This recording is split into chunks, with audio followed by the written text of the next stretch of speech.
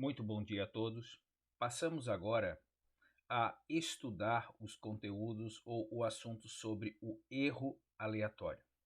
Ao longo das nossas últimas aulas, nós já vimos, por exemplo, o erro de escala. Por exemplo, aqui eu tenho o experimento de um pêndulo simples que consiste no quê? Uma bolinha, uma esfera, amarrada através de um cordame, de um fio, e aqui ela está fixa num determinado ponto, né?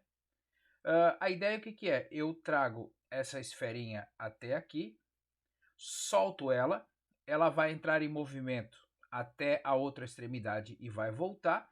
E o meu objetivo desse experimento é saber quanto tempo demorou para ela sair daqui, ir até lá e voltar. Então esse é o conceito de período em um pêndulo simples. Onde é que eu vou observar o erro de escala?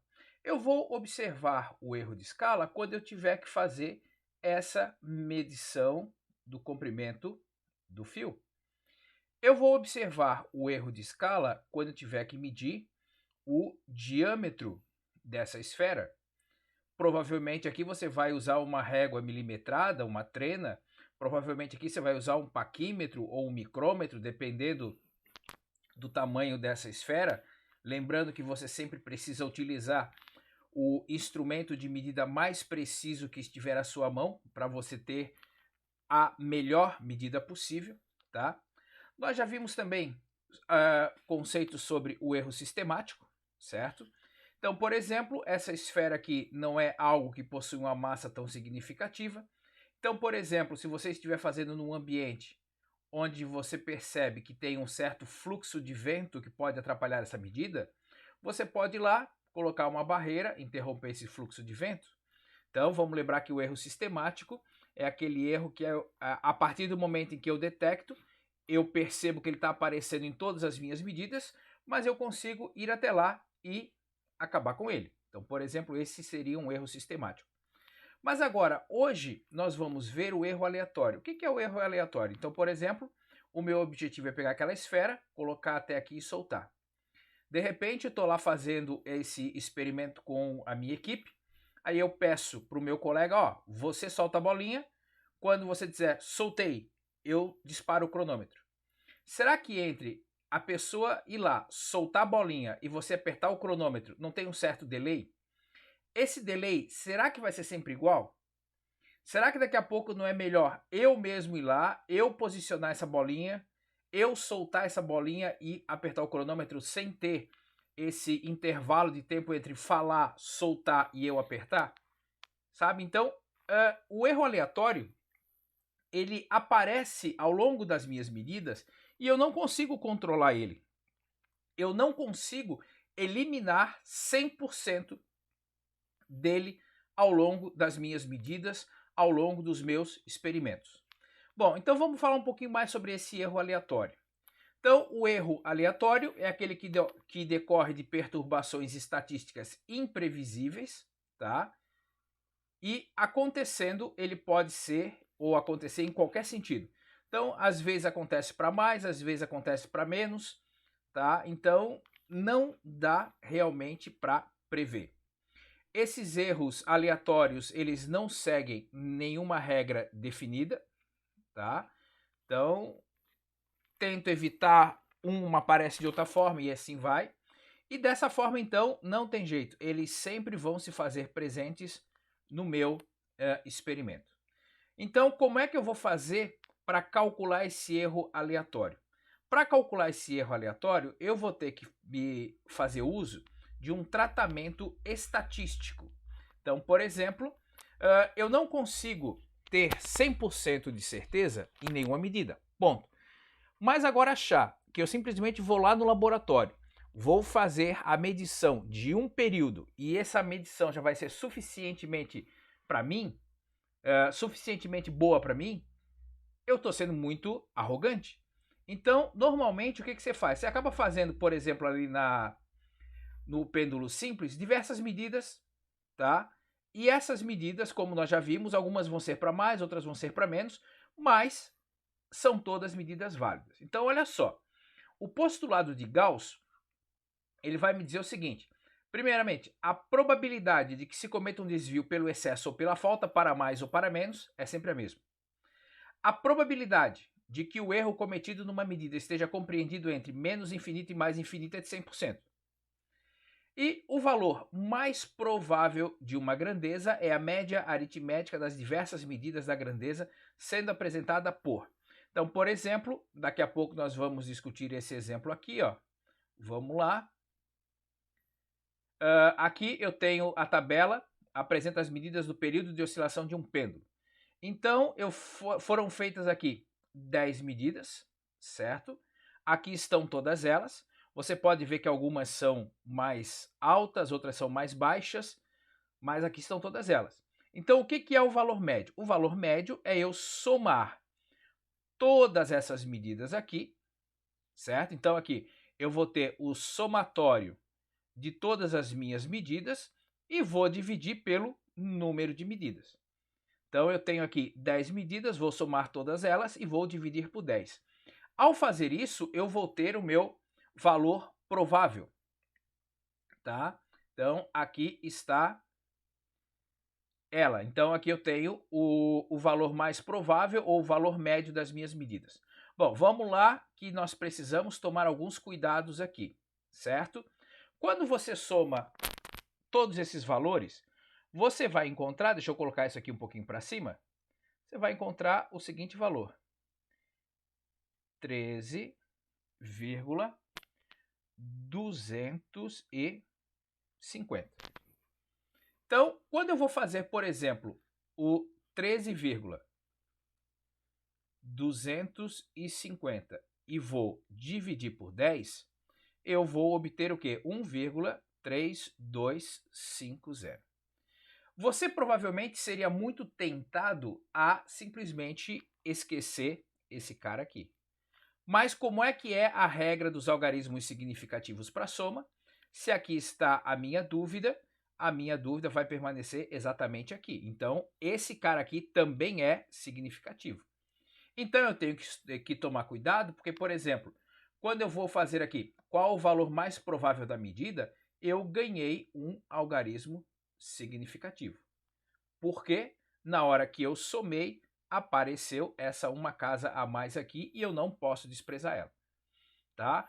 Tem que tomar muito cuidado com todos esses detalhes. Então vamos voltar lá. Então eu já te ensinei como é que você vai ter que fazer esse valor mais provável, o valor médio, né? Então eu vou somar todos eles e vou dividir pela quantidade de medidas que eu tomei. O que é o desvio de uma medida? O desvio de uma medida é eu pegar a medida propriamente dita e subtrair daquele valor mais provável, daquele valor médio. O que é o desvio padrão? O desvio padrão é eu fazer o somatório de todos esses desvios aqui, tá?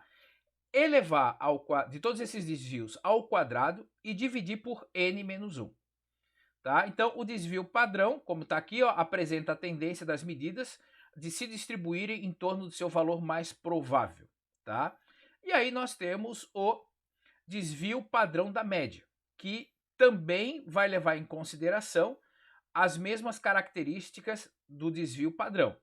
Tá? Então, ele vai levar em consideração a probabilidade dessas medidas se distribuírem em torno desse valor mais provável. Tá? E quem é o meu erro aleatório, então? O meu erro aleatório, ele vai ser o desvio padrão da média, mais ou menos, né, já que o erro sempre pode ser para mais ou para menos, vezes esse coeficiente de student aqui.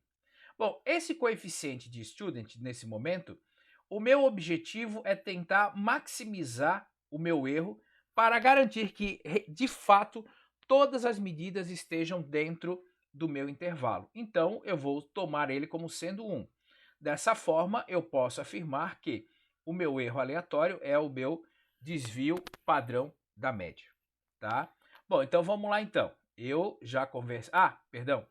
Erro relativo percentual. Então, se eu tenho uma medida, eu tenho um valor médio.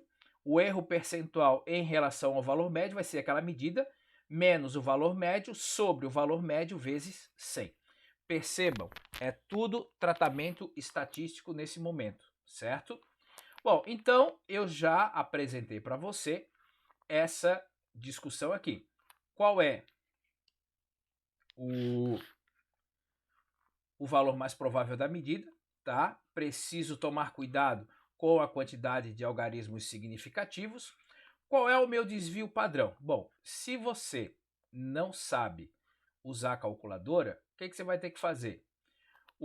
Você vai ter que pegar a cada uma das medidas, subtrair da medida mais provável, uma por uma, elevar cada uma delas ao quadrado, somar todas elas, dividir por n menos 1, no caso ali eu tenho 10 medidas menos 1 dá 9, e eu vou tirar a raiz quadrada disso, tá? Bom, aí o que acontece? As calculadoras, elas possuem os seus modos estatísticos, tá? Então, por exemplo, e aí esse aqui é o problema. Isso aqui eu peguei lá da Universidade Federal de Santa Catarina, da disciplina de Física Experimental 1, né? E lá eles ensinam você a usar a Casio FX82MS para poder usar todos a, a, a capacidade de trabalho estatístico dessa calculadora. Então você vai lá, entra com os dados bonitinhos, tudo organizadinho, tá? E ela já vai te dar depois, direto, quem é o erro aleatório, o valor médio, desvio padrão, tudo isso. Bom, o que acontece? Tá? Você vai ter que comprar a calculadora dessa? Não. Tá? Todas as suas calculadoras aí científicas têm aí o seu manual delas, e aí você vai ter que ir lá e ver como que aquela calculadora que você possui faz esses mesmos trabalhos para você, ok? Então vamos lá, então o desvio padrão. Então o desvio padrão, você vai procurar na sua calculadora lá quem que é esse desvio padrão para poder chegar nesse valor aqui. Quem é o desvio padrão da média? Bom, o desvio padrão da média é você pegar aquele valor ali, o desvio padrão, e dividir pela raiz quadrada do número de dados que eu tomei. Nesse caso foram 10. Então eu vou pegar esse valor aqui, dividir pela raiz quadrada de 10, eu vou chegar nesse valor aqui. Qual é o erro aleatório provável? Bom, como eu já falei aqui, erro aleatório provável, ele só pode ter um algarismo significativo. Então, quando eu coloco aqui 3,5 vezes 10 a menos 3, eu vou ter 0,00353. Se eu só posso ter um algarismo significativo, essa parte daqui para lá eu vou ter que desprezar. O que eu vou usar aqui para fazer o arredondamento? Aqueles critérios que nós vimos lá nos exercícios anteriores. Então, como aqui o 53 já passou da metade, por isso o meu erro aleatório provável é 0,004 segundos. Eu insisto, aprenda a usar a calculadora nesse momento para você encontrar esses valores. Tá? Procure na internet, procure algum tutorial lá de como usar a sua calculadora em específico para poder chegar nesses valores, ok? Bom, então, após encontrar os erros, eu devo somar o erro de escala com o erro aleatório, tá? Lembrando que, quando eu for somar esses erros, eu posso ter no máximo um algarismo significativo. E aqui eu tenho uma observação importante. Se no meu erro aleatório aqui eu usei aquele critério de arredondamento, quando eu vou estar trabalhando com um erro aqui, eu sempre vou arredondar para mais. Eu sempre vou maximizar essa minha margem de erro. Então aqui eu tenho o meu valor médio, tá? Eu tenho o erro um pouco para mais e um pouco para menos, tá? Se eu arredondar para menos, pode ser que a minha medida fique até aqui apenas, certo? Mas se eu arredondar para mais, se eu maximizar, eu com certeza vou ter naquela margem todas as minhas medidas possíveis, tá certo? Então, só para fechar essa parte, você precisa, primeiramente, sempre associar o erro aleatório com um tratamento estatístico, tá? E esse tratamento estatístico você vai fazer ele na sua calculadora, ok? Volto a frisar, você não precisa comprar nesse momento nenhuma calculadora em específico. Você precisa aprender a usar a sua calculadora, ok? Bons estudos para vocês, um grande abraço a todos. Tchau, tchau.